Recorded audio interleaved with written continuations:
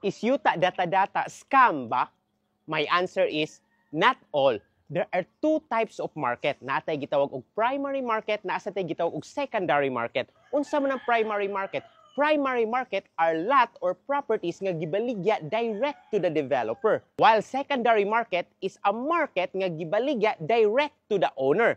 So, once you buy a property, especially lot only in a primary market, ang imong pangutan-on una is kung naabay LTS ang project, naabay license to sell.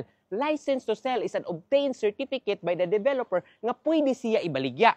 Ikaduha, dapat adtuon nimo ang project, ang exact project, ug naa ba silang existing yun nga project or nahuman nga project. Ikatulo, as much as possible, find big developers because big developers are already a legit subdivision nga nana sila mga nahuman og existing nga subdivision. While on the other hand is the secondary market nga gibaligya direct to the owner.